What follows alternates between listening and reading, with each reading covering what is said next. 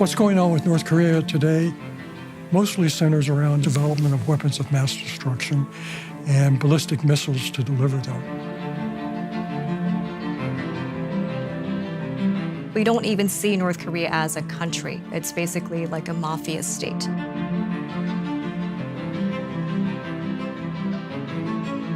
The rhetoric that all of the Kim family regime has exhibited, it's very obvious that they are causing security issues through their proliferation in the Middle East and parts of Africa. As the Kim regime becomes more sophisticated with weapons, with cyber, with human rights violations, the problem is only going to get bigger. Any country should carefully monitor the activity of the North Koreans overseas. WMDs from rogue countries such as DPLK, that is North Korea, you'll find that they'll end up in relatively stable countries. Most people don't realize that military training and assistance is not permitted under UN sanctions, nor is the refurbishment or maintenance of military equipment.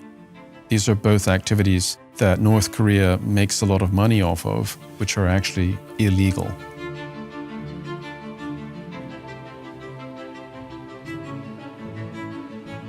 Countries like Iran, Syria, countries in Africa, they're actually becoming more and more networked into North Korea's chain of operations.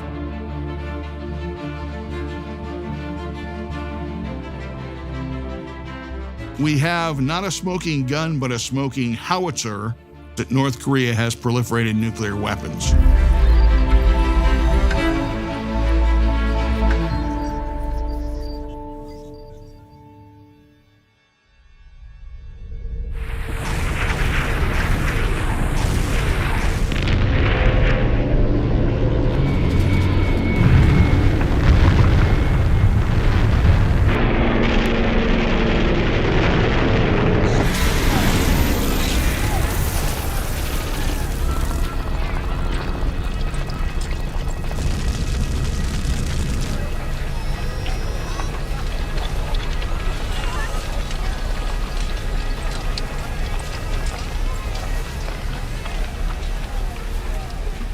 The Korean War was started because the North Koreans invaded South Korea, surprise attack.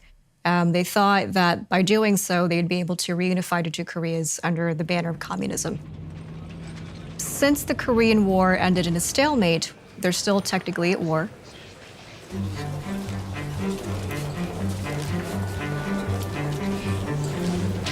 North Korea is considered aggressive and reckless because they never really accepted the outcome of the Korean War. They launched a ground assault on the South Korean presidential residence, the Blue House. They tried to bomb and kill South Korean ministers. They made 15 different attempts to infiltrate South Korea across the demilitarized zone separating the two countries. And they were responsible for 50 other violent cross-border incidents. And then, to top it all off, they acquired nuclear weapons. They conducted 6 nuclear tests and started threatening South Korea, Australia, and the United States that they would use those nuclear weapons against them. The acquisition of nuclear weapons originally was the brainchild of Kim Il-sung in the late 1970s. It became obvious that the Soviet Union was having political troubles and may collapse from within. By the 1990s, he had really put a focus on the nuclear weaponization program because by then it became obvious that North Korea was essentially going to be on its own for its national defense and for its place in Asia and the world. The North Korean Constitution actually has nuclear weapons written into it. I think it's a response to the devastating airstrikes that reduced almost everything in North Korea to rubble. They believe that this is the way to be the equal footing partner for the negotiation with other countries and also for the survival of the regime.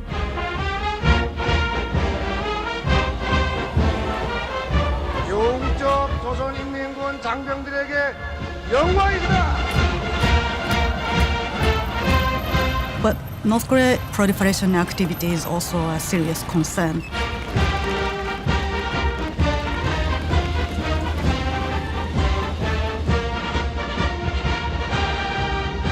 North Korea engages in WMD proliferation of both nuclear weapons and chemical weapons, but that also includes ballistic missiles. And North Korea has sold ballistic missiles all over the Middle East and to Libya and Egypt as well. So that's one. Two is conventional weapons sales.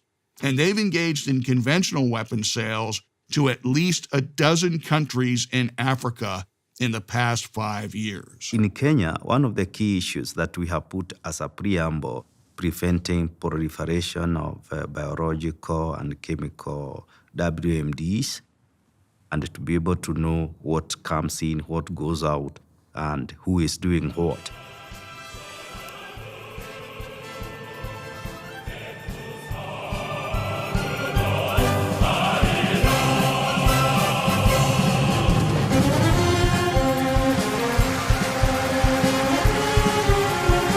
So the only way for Kim Jong-un to maintain his relevance and to have control over his regime and to make himself up to par on the same level with his competitors is to hold on to his weapons program, and he needs the money.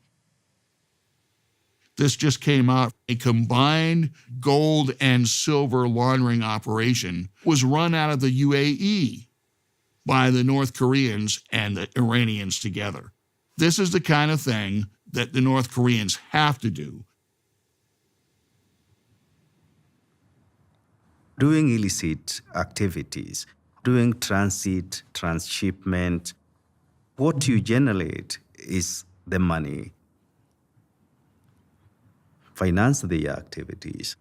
We're talking about making statues. We're talking about North Korean weapons of mass destruction, North Korean narcotics, North Korean personnel that are being traded or used by the North Korean government to generate revenue. They also use that money to help support the elite and keep Kim Jong-un in power. It's being used to support a rogue state that is a real threat to the stability of Africa, the Middle East, and even Northeast Asia. The fact that the North Koreans are evading laws and regulations, I don't think that's a reason for us to give up. I think that's a reason for us to be even more disciplined. The objective is so worthwhile that I think you have to pull out all the stops to try to get them at the negotiating table, to try to get them to realize that their future is much better without the WMD and the ballistic missile program. We have plenty of past precedent to show us North Korea is very likely to want to engage in talks so that they can get release from a lot of sanctions that they're under. So it's important to them that they address nuclear weapons. But traditionally, talks have always ended when it came to verification. It is unrealistic to expect North Korea to denuclearize. The best that we can hope for is that North Korea agree to limits in exchange for some relief from sanctions. But 2 previous rounds of negotiations failed, so we should be clear-eyed. The main purpose of sanctions is to restart talks. And one of the first things we hope to achieve is to put a stop to these proliferation activities.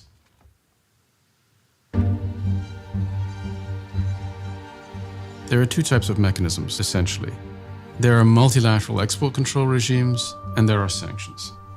The export control regimes are things like the Nuclear Suppliers Group, which tries to restrict the supply of critical nuclear technology, the Zanga Committee, which tries to enforce the Nuclear Non-Proliferation Treaty, the Australia Group, which tries to limit the proliferation of chemical and biological weapons, the Missile Technology Control Regime, which is a group of nations that try to prevent the proliferation of ballistic missiles. There's the Wassenaar Agreement that tries to limit the proliferation of conventional weapons. And then there's a Financial Action Task Force that tries to prevent abuse of the international financial system. And there's the World Customs Organization that helps countries improve their customs services. The nuclear supplier group, the Sangha group, the Australian group, they help to prevent or to be able to come up with the registrations. Even when we are setting up such systems, they can come in and give support to the member states. And then there are sanctions. Sanctions are intended to bring countries, entities, businesses, individuals, example, North Korea, into compliance with international norms. You go after what matters to the decision makers or the activities themselves that are most threatening. The authority under which the UN imposes sanctions is the fact that all 193 member states have signed up to observe the Charter of the United Nations, which has the force of international law. So the resolution is done under Chapter 7, Article 41.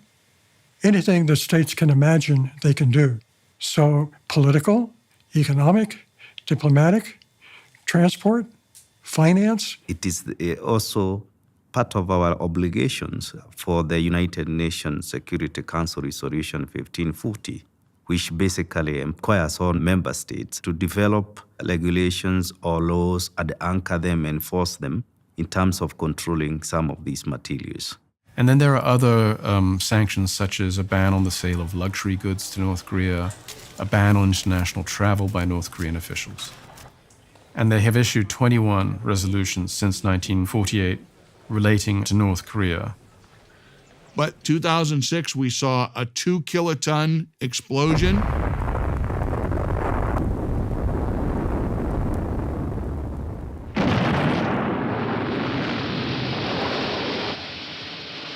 And when we saw the last nuclear explosion, it was over 250 kilotons.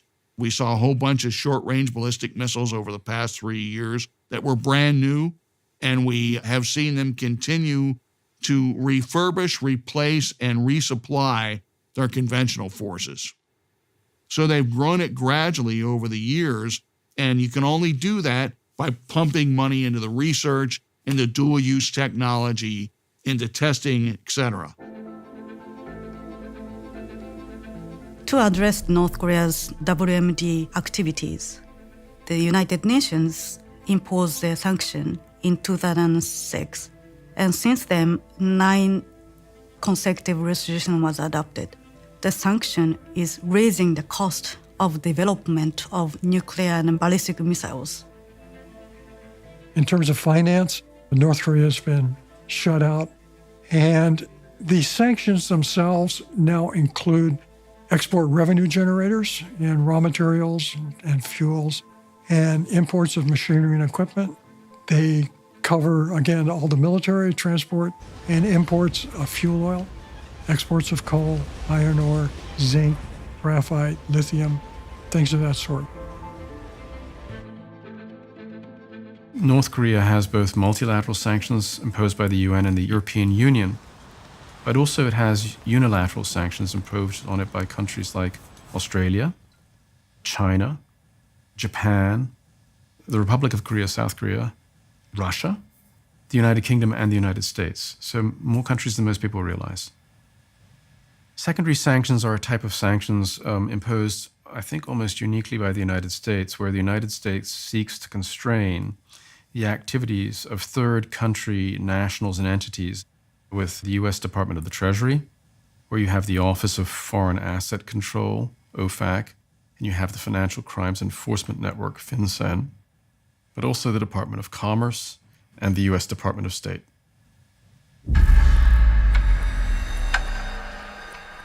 Sanctions are actually a peacekeeping measure. The international community's most powerful, non-kinetic response to threat to international peace and security. So let's just take Africa as an example. This is one case where it's very clear to see how North Korean proliferation activities really have an impact and why it matters.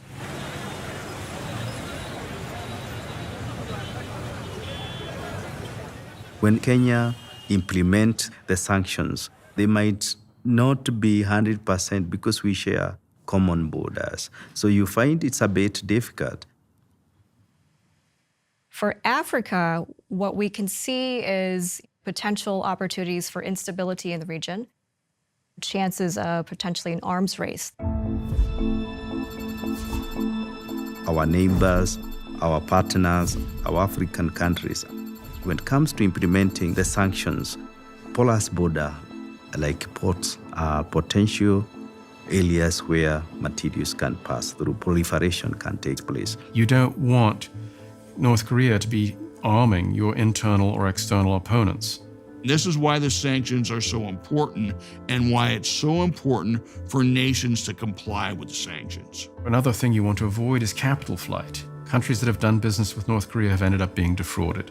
Any country could be used by North Korea as either a source of income or the road for the proliferation activities. They can threaten areas of the globe that they couldn't years ago because the range has lengthened. Nobody will be happy if the missile is flew over your land. There's an advantage to countries that have good export control. They're more attractive to exporters. There's more security in the trade front. They move up the ladder for the more sophisticated industries. We're all making the effort for that better environment, safer world. And what North Korea is doing is opposite.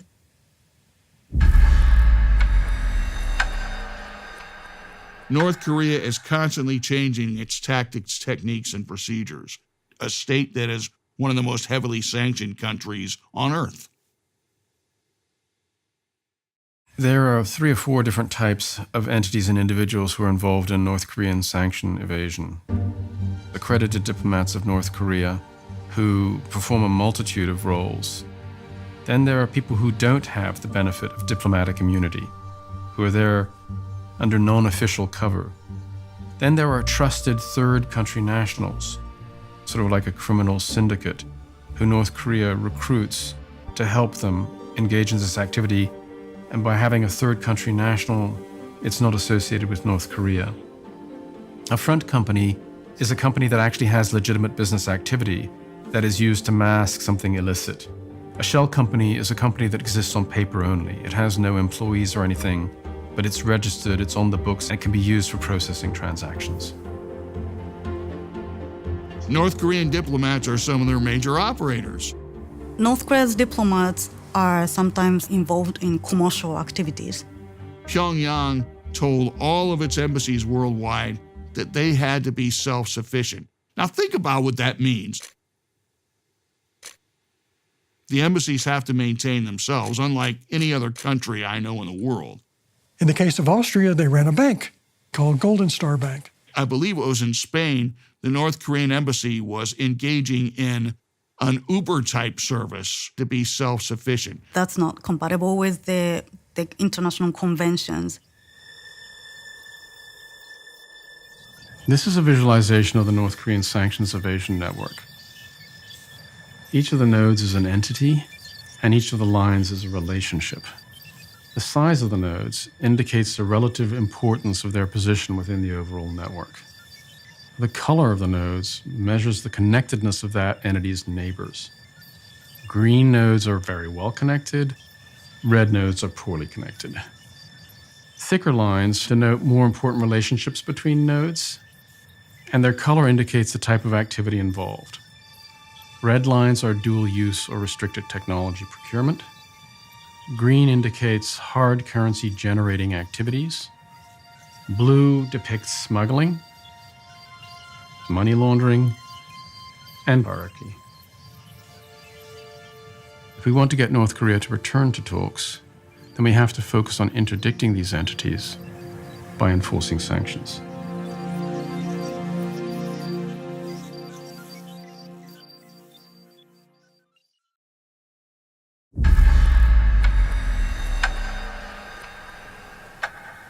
Malaysia-Korea partners is one of the examples. The involvement of the North Korean diplomats in Uganda. They have several companies in Uganda, including security, mining, and construction. Malaysia Korea Partners is an umbrella company of a lot of other different initiatives, many of which target sub-Saharan African countries, some of which involve fraud. It's not the most reliable partner. To monitor compliance with North Korean sanctions, the United Nations Security Council appointed a panel of experts which produces reports like this one on MKP. When they go into an African country, they seek out people of positions of influence. Somebody that's high in government or was high in government or married to somebody high in government or the child of somebody high in government. Uganda is a very big business partner of North Korea's to build housing. It does so by employing overseas Korean workers whom it pays a pittance. North Korean workers have to donate some money to the embassies. North Korea engages in the manufacture of illegal narcotics, illicit fishing, the selling of illicit rhino horns. And the bulk of the money goes back to North Korea, where it is used to fund proliferation. The way the North Koreans would often get the money out of Africa would be through the use of hundreds of intermediaries who, for example, would take money orders or cashier's checks for $9,999 so they didn't get flagged. They also carry bullion, gold bars, and jewelry. If you are doing trade in gold which are smuggled, it means you are not doing legitimate business. You are liable for sanctions. And these hundreds of guys would end up back in Malaysia where they would get paid off by members of Office Number 39.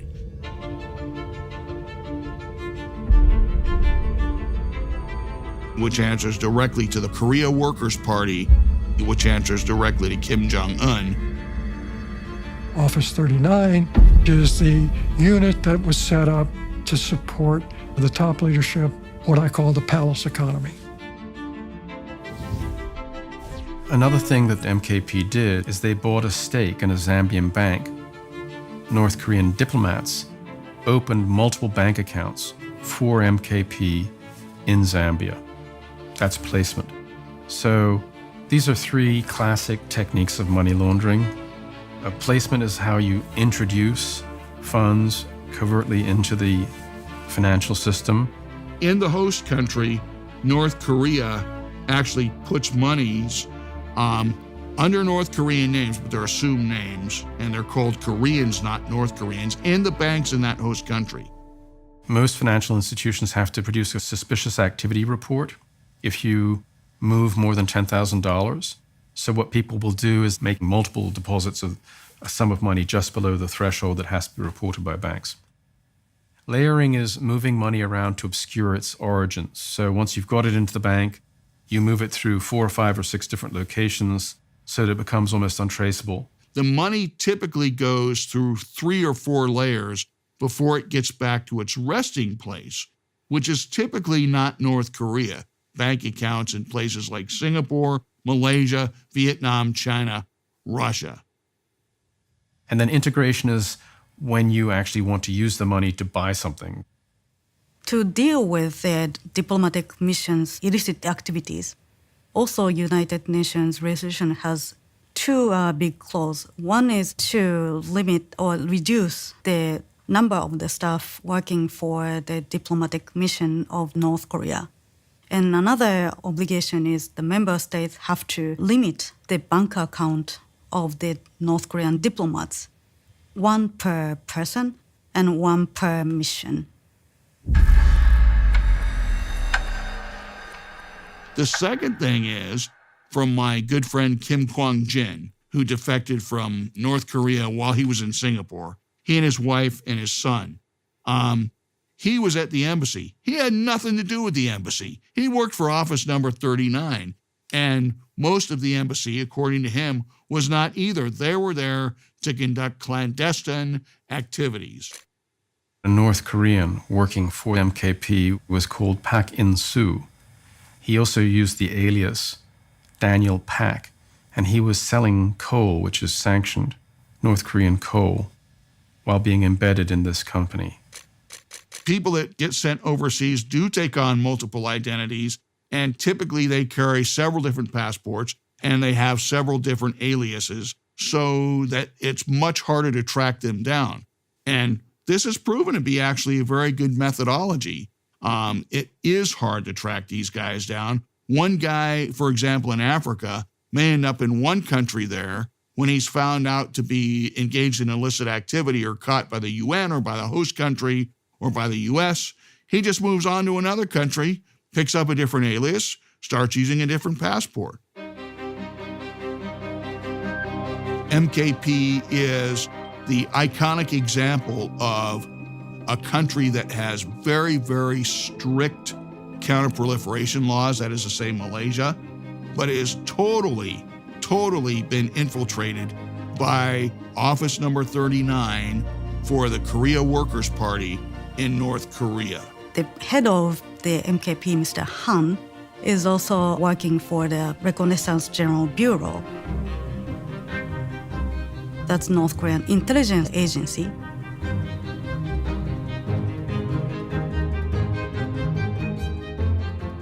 When a company is being run by the Reconnaissance General Bureau, military folks, not in uniform, that doesn't mean that they're somehow an independent entity. In fact, where the RGB goes, so goes the MSC, Military Security Command, which is the equivalent of the Gestapo in North Korea.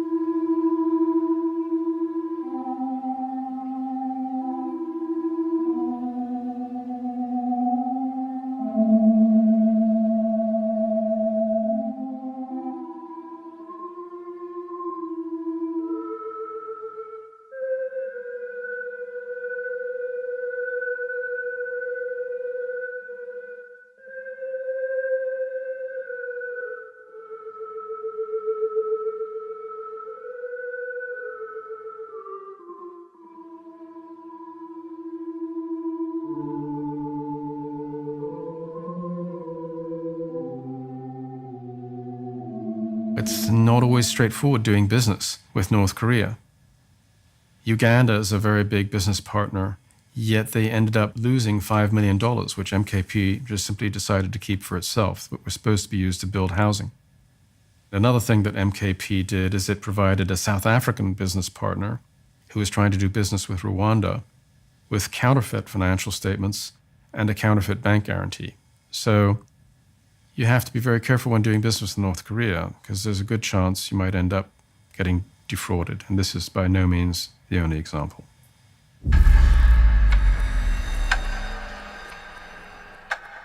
They have front companies in Malaysia.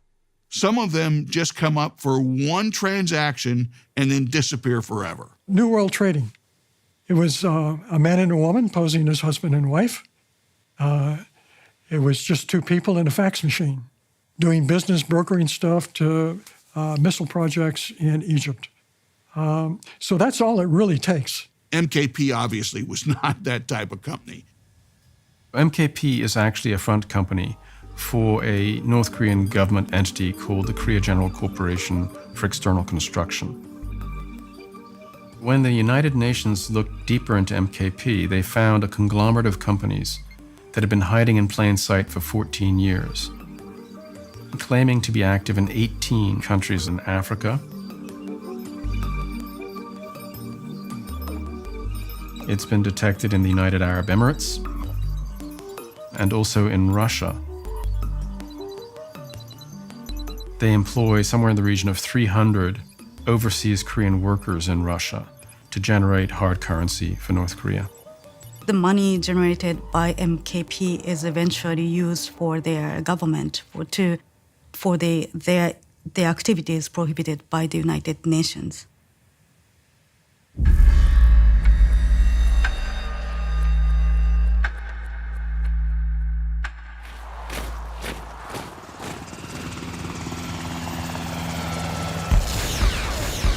A lot of the African countries still use the old Soviet-era infrastructure for their national security uses. So countries such as Ethiopia, Eritrea, Angola, Tanzania, Mozambique, even Uganda. So the North Koreans do a lot of refurbishment. North Korea still have the skill to fix old weapons, and that's one source of income. And that's why it was prohibited by the Security Council resolutions.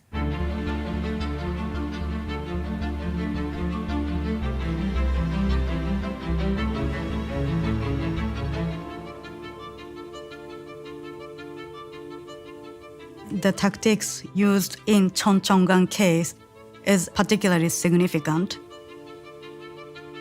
It started off when some Panamanian officials stopped a North Korean flagged vessel passing through the Panama Canal on its way back to North Korea from Cuba. The declared cargo was sugar, and there were, in fact, 20,000 bags of sugar in the vessel. But underneath those 20,000 bags of sugar, which it took them some time to unload, they found 25 containers with weapons in them, a real arsenal.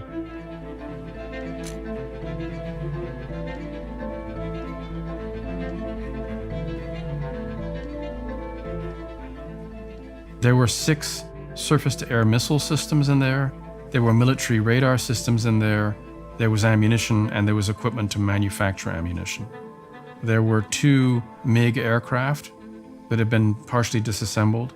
There were 15 MiG engines intended to help them refurbish aircraft in Africa and elsewhere. And what's interesting about this case is just the variety of different tactics they used to try and obscure this shipment. When they arrived in Cuba, diplomats from the North Korean embassy paid for the crew's salary. So again, we're seeing North Korean diplomats engaged in activities incompatible with their diplomatic status under the Vienna Convention. You have to file a stowage plan when you're entering or leaving port. There was no indication that there was any kind of military cargo there when they filed that stowage plan. The military aircraft that they eventually dug out had their markings removed. This is another common tactic. When they sell ammunition, they'll scratch off the North Korean markings so you can't tell it comes from North Korea. The concealment of cargo is the technique the North Korea is using, but also the physical disguise of the ship's identity so that other countries monitoring North Korea's transfer cannot immediately identify the ship as North Korean ship. Every ship above a certain tonnage has to have a transponder on board called an automatic identification system, or AIS. They switched off their transponders so they couldn't be tracked. And North Korea does this a lot. Not only did they turn off the AIS system, but when it was on, they transmitted a false IMO number, a number identifying the vessel. And that is a tactic known as spoofing. Cheoncheongan is a North Korean vessel owned by OMM. The Ocean Maritime Management Case, or OMM, the Panamanian officials were quite surprised when, having removed 10,000 tons of sugar, they found all this equipment. They looked into it and they discovered that a company called OMM Brazil had paid for the fee of this tanker to cross the canal. And when they inspected the vessel, they found coded communications with this entity called OMM Vladivostok. And so they started asking themselves, who's this OMM? It turns out that OMM is a front company for the North Korean Ministry of Marine and Land Transport, created by a North Korean intelligence operative working for the Reconnaissance General Bureau. And it had 34 different entities in 11 different countries and had been operating for 14 years. The ships that they were servicing, one service would come from a front company in one country, and another service would come from another front company in a completely different country, making it more difficult to trace. The logistics were handled by one set of companies, and the financing was handled by another set of companies. And another typical tactic, when wire transfers were made to fund the activities of the ships, the names of the ships were stripped out of the wires so that you couldn't make a link between the two. This network visualization shows how the vigilance of a small group of customs officers in Panama led to the disruption of a significant part of the North Korean sanctions evasion network by exposing OMM. This is the kind of stuff North Korea does. Now, every once in a while, we get lucky because the North Koreans use a North Korean registered ship like they did taking that stuff from Cuba through the Panama Canal. But most of the time, that's not how it works. They've flown under flags of Mongolia, Kiribati, Tuvalu, Niue, Sierra Leone, Tanzania, Cambodia, Comoros, etc., etc. And the other interesting thing about where the Panamanians actually caught them was that it was under bales of sugar. So when they actually went down and actually were going to start taking the stuff out, they couldn't because there was so much sugar on the ship it attracted bees. And the bees just stayed for a couple of weeks. So it took them a while to get to the weapons. On a side note, the ship that was stopped carrying Scud Cs into Yemen, the declared cargo on that ship was cement. And you just lift the cement up and there's the Scud Cs. There was about a dozen of them.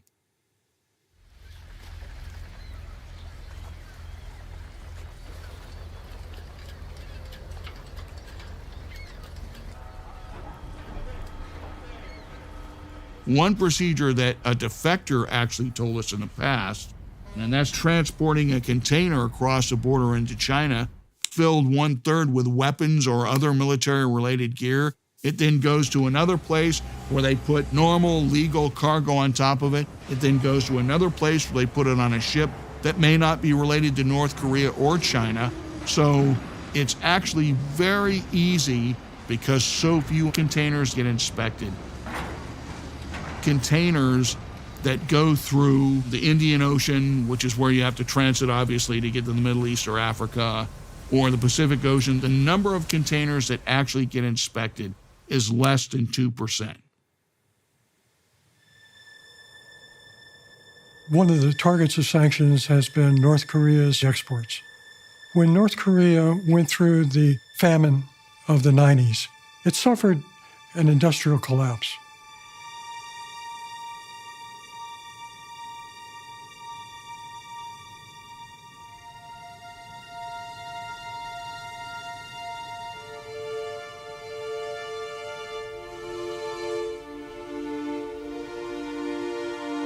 And a lot of those industries have not come back. And so instead of exporting steel, North Korea started exporting iron ore. Instead of exporting washed, enriched coal, it'd be exporting raw coal, zinc, graphite, lithium. And the sanctions were now targeting these traditional sources of export earnings. There's several new tactics used by North Korea to address the tightened control imposed by the UN North Korean sanctions regime. For example, the UN limits the import of fuel to North Korea. And to deal with that, North Korea is using the techniques called ship-to-ship transfer. They transfer prohibited items. Mainly it was used for illicit import of fuel, but also illicit export of coal. It uses North Korean flag ships, but it also uses foreign ships under foreign flags, captained by North Koreans with North Korean crews, to try and evade sanctions enforcement. The flagged and reflagged vessels some of which are North Korean, some of which are leased ships. It may be flying under the flag of Tuvalu or, Tanzania or Mongolia. Why would that be a red flag to somebody to inspect that ship? Because we know that the North Korean transshipping, their merchant ships, are under a microscope. Well, when you reflag, you take a lot of that away. They use forged documents to disguise the origin of the coal. They use the technique to just put the coal first North Korea to Russian port. And from Russian port, they just put it back, disguising as if these are Russian origin coal.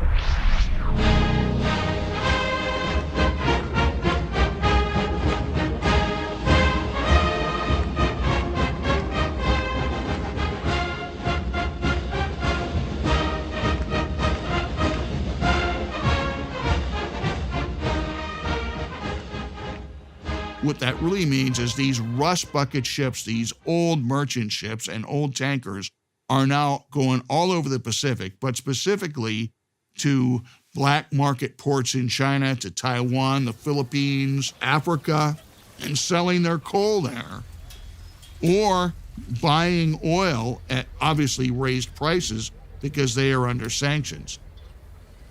Because of that, every port authority have to carefully monitor North Korean-related activities.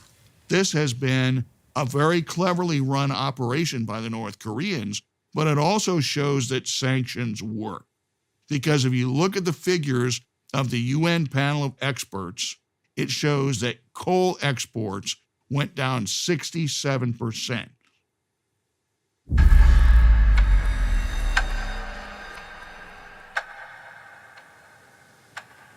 North Korea utilizes its embassies again.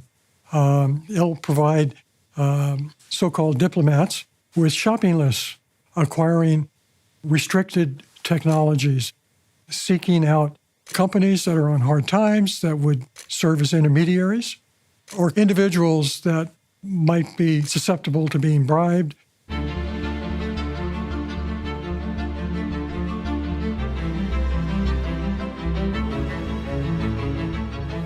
Glowcom is a front company and acquiring parts.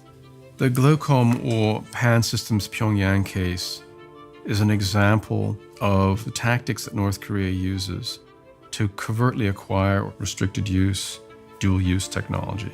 They have to do it because North Korea doesn't have the manufacturing capability to supply a lot of these specialized but low-level, low-tech products. So it turns out that Pan Systems Pyongyang, or Glowcom, had a Beijing representative, and his name was Pyong Won-ju.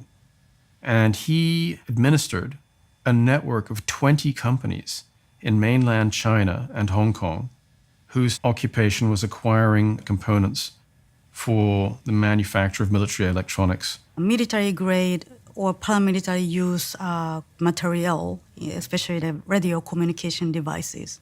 He controlled bank accounts, including one at a bank called Daedong Credit Bank, which was a joint venture between North Korea and China.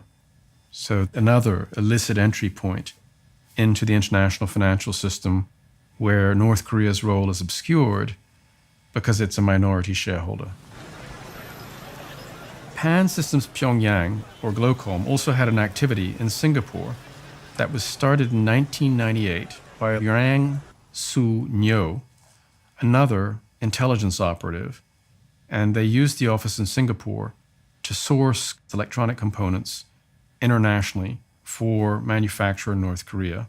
They also had front companies or front men in Japan, in Taiwan, and Myanmar.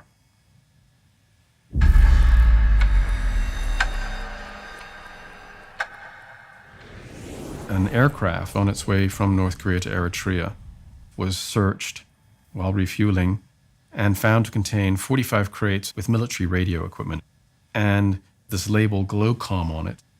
And when they looked at the rucksacks that the radios were packed in, there was cigarette carton used as reinforcement. And when they looked at the cigarette carton, it had a North Korean brand name on it.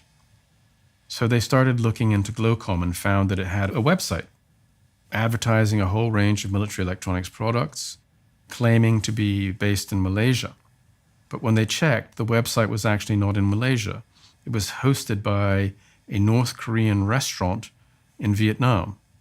And when they checked for the address it gave in Malaysia, there was no physical office there. And when they checked for Glocom Malaysian Companies Register, there was no entry for Glocom.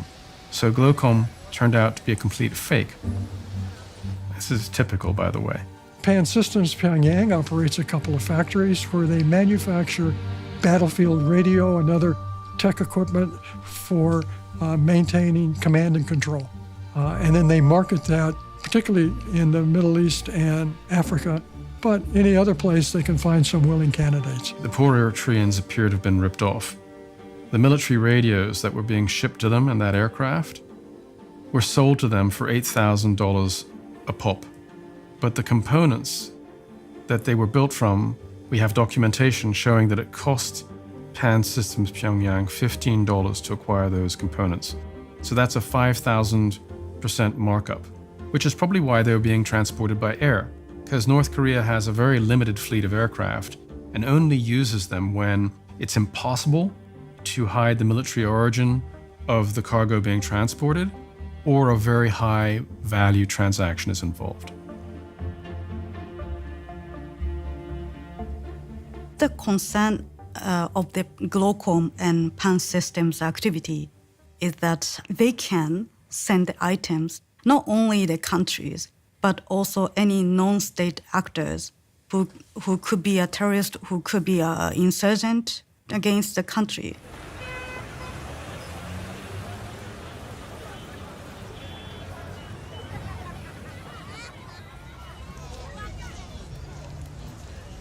You don't expect these non-state actors to get weapons or to get those materials, the dual-use goods or strategic goods, from member states which follow law and order.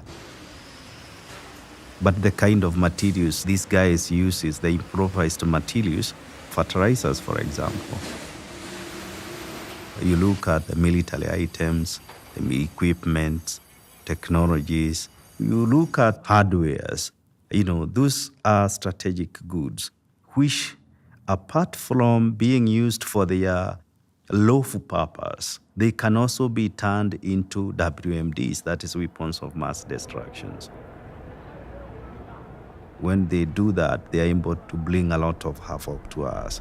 Non-state actors, especially the terror groups. Our experience as a country has been a roller coaster in terms of dealing with these terror groups, and more so Al-Qaeda and Al-Shabaab.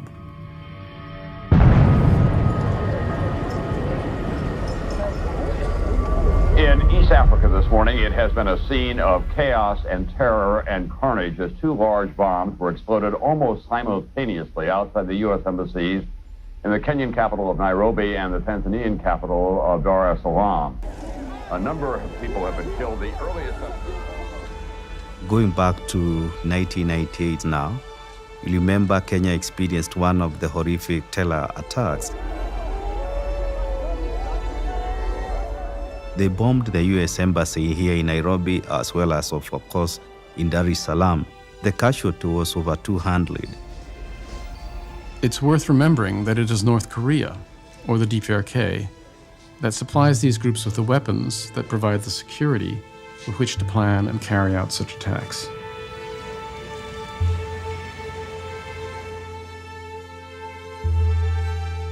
And after that, we had so many of those terror attacks. The kind of weapons I understand they use is mostly those that are proliferated from countries such as the DPRK. So they are proliferated from such regimes.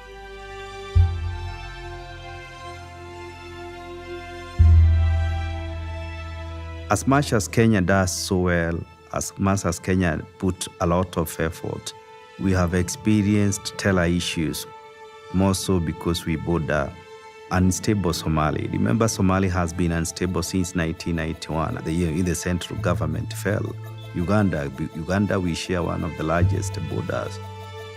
Why I look at it from that angle is that when you see your neighbor's house on fire, it is time to think of taking an insurance cover because you need that to help you come up. So in the case of ourselves, when you see us doing so much on sanctions regimes, it's because we have been hurt. Our house has been on fire through these stellar activities. Whatever has been happening in Nairobi or in Kenya can actually go to our neighbors. So if there is something they need to do, it's high time they start taking that insurance cover, coming up with the enforcement. We have to have laws that control the movement.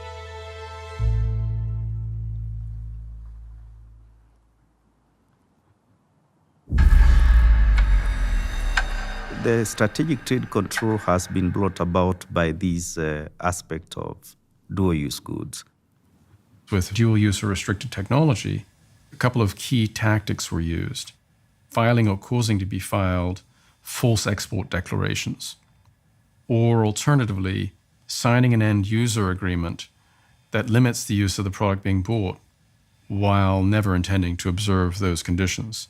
A classic example is North Korea bought multi-axle trucks from a Chinese company, and it signed an end-user agreement saying it was going to use them to transport trees in the lumber industry in North Korea. Well, when our credulous friends, the Chinese, next saw these trucks, it was in a parade in Pyongyang where they were transporting missiles. So there's an example of violating an end-user agreement.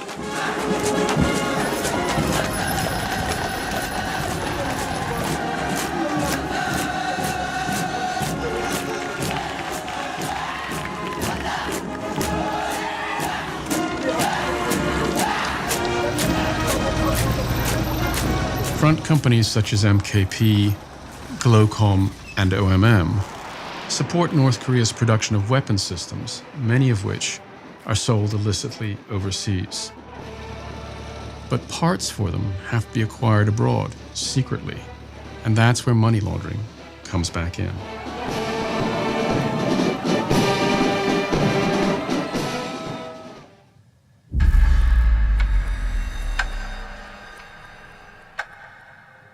Remember that integration is the process by which clean funds which have been laundered into various different accounts are put back together in order to buy goods or services.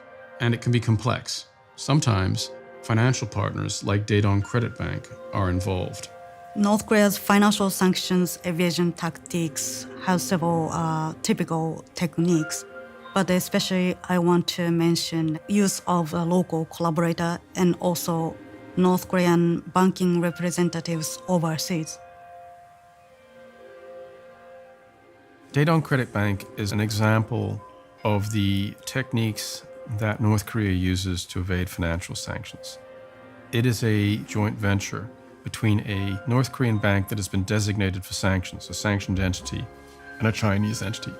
By creating the joint venture, the sanctioned entity can obscure its involvement. It's essentially used for two purposes. One purpose is to move money around. So to accept money and then move it into all those accounts in Russia and China that are used for layering of North Korea money. So Daedong Credit Bank is also not only supporting designated entities, but they are also supporting their action by establishing several cover companies in China that these companies can be used for either transfer of money and also procurement of items they need. And the second purpose it's used for is to run a ledger system. A ledger system is when, let's say North Korea wants to acquire something overseas. An operative will go to a bank in Pyongyang and make a deposit in dollars, and that will create a credit entry on the ledger. And then another operative in Beijing, in this case, the representative of North Korea at Daedong Credit Bank, will check the ledger and see, aha, we've just had cash paid into the system. So he knows he's got credit to pay with. He will then cause one of the front companies he controls in Hong Kong, for instance, to make a payment in that amount to a foreign company from which they're acquiring the technology. At the same time, they're kicking money up into the leadership, so there's a sharing going on.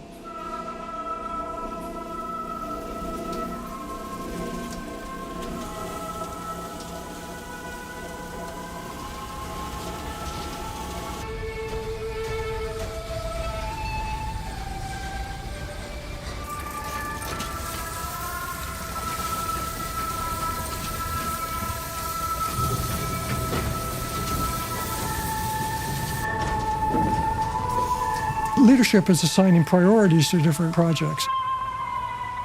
And so money moves in that way. Why engage in such circuitous behavior? Because from the point of view of the foreign company selling the dual-use or restricted technology, all they see is a single payment coming from a company in Hong Kong. But in fact, it's originated in Pyongyang. And the same thing goes the other way around. If a foreign company wants to pay North Korea for something that they've done, they can make a payment to a front company. The front company makes a credit entry into the ledger of North Korea, and a totally different front company in a different country can then spend against that credit entry. It allows them to maintain a much lower profile because they only need to send money between each other when they're trying to settle up.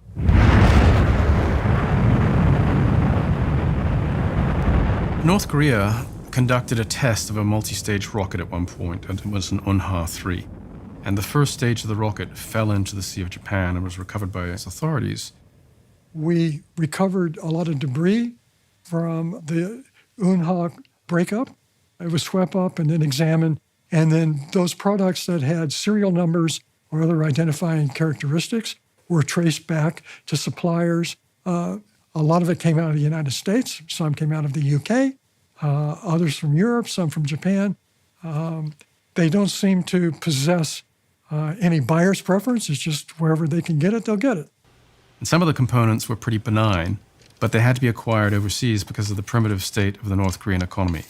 We're talking resistors, ball bearings, memory chips. But it's not always so benign. Japanese authorities prevented an inverter from being exported to North Korea. Inverters are used to manufacture nuclear weapons. The same authorities in Japan prevented the export of cylindrical grinding machines, which are used to produce gyroscopes for missiles. And the German authorities prevented the export to North Korea of a multi-gas monitor, which is used in the manufacture of chemical weapons. And as we know, chemical weapons provided by North Korea have been used to deadly effect in the Middle East.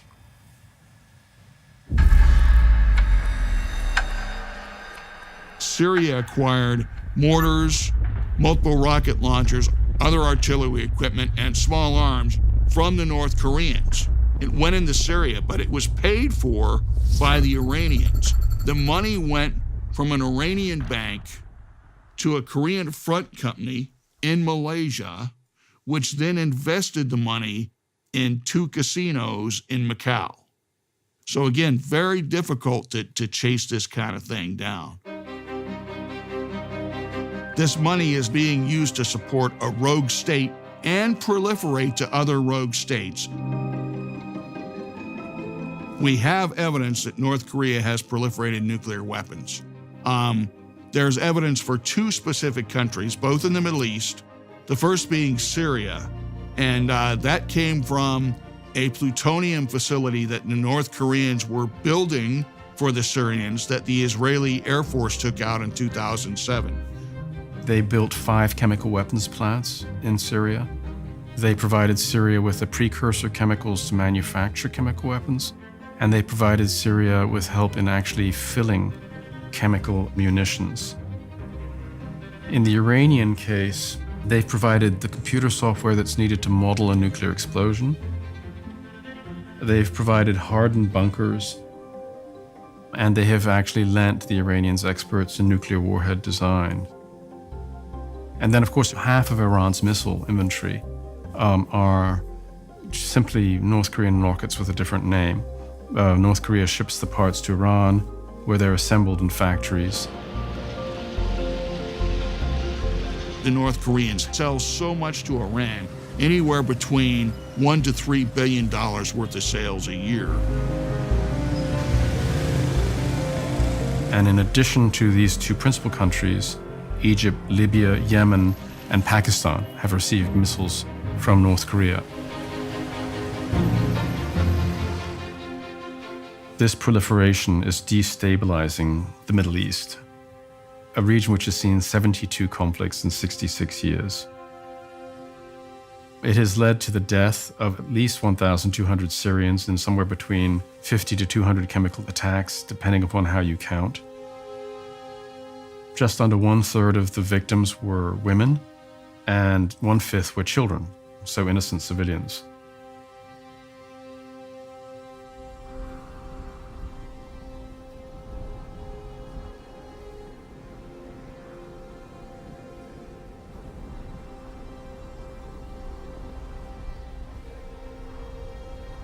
The conventional weapons North Korea has sold into the region, they've gone to the Liberation Tigers in Sri Lanka, to Hezbollah, to the Houthi rebels, to Hamas, and they've also gone to the Democratic Republic of Congo, right next door to Uganda. Uganda is a big client of North Korea, and most Ugandans are probably unaware of the fact that it's North Korean weapons that are actually destabilizing the situation on their border. 13 African countries are being destabilized as a result of North Korean weapons supplies. Somalia, Kenya, as we know, the Shabab coming into Kenya, but also the Islamic State uses the same weapons in Burkina Faso, Cameroon, Chad, the Democratic Republic of Congo, Ivory Coast, Libya, Mali, Mauritania, Mozambique, Niger, and Nigeria. North Korea engages in proliferation of weapons of mass destruction activities in a further 13 African countries, and it generates hard currency in one way or another in another 25. So when all is said and done, most African countries are affected by North Korean proliferation activities.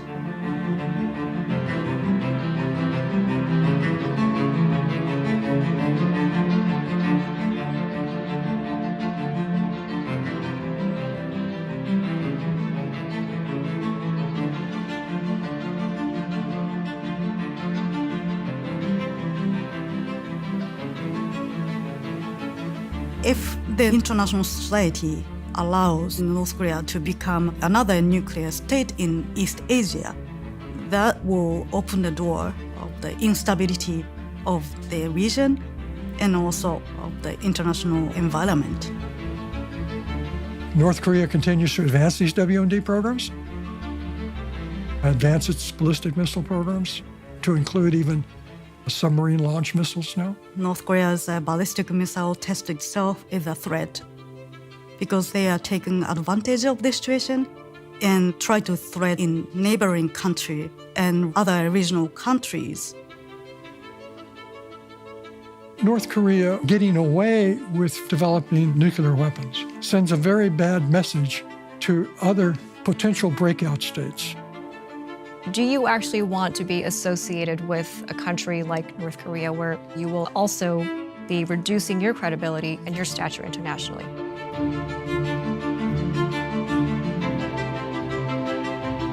If you're doing that, you're helping a rogue state that has bad intentions towards other peaceful states within the international system. The world is a global village. For a country to do better in any of these issues, they have to come together. We are looking forward to making it better. Enforcing sanctions is how we prevent the proliferation of weapons of mass destruction. Innocent people are being killed in droves as a result of such proliferation. It's a very critical and effective tool as part of a longer-term strategic approach. Try to get rid of the foundation that would allow North Korea to take advantage of countries. The United Nations Security Council has always been there to help states. They're there right now. We need to continue to strongly enforce because it works and it puts real pressure on the North Koreans where it hurts, in the pocketbook. You're not trying to threaten them, you're just trying to get them to see the realities and the longer-term implications of their decisions. If you don't enforce sanctions strictly, people are less willing to entrust your country with strategic technology. If you enforce them strictly, you can get access to that technology. That technology allows your industry to move up the international value chain, generating more revenue for your country and improving the standards of living of your citizens. It's very clear to see how North Korean proliferation activities really have an impact and why it matters.